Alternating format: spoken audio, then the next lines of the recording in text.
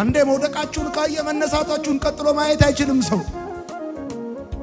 አንዴ መክሰራችሁን ካየ ቀጥሎ ማግኘታችሁን አያይም ሰው። እግዚአብሔር አልፋና ኦሜጋ የመጀመሪያውና የመጨረሻው እኔ ነኝ አለ። የሕይወትን መጽሐፍ በእጁ የያዘ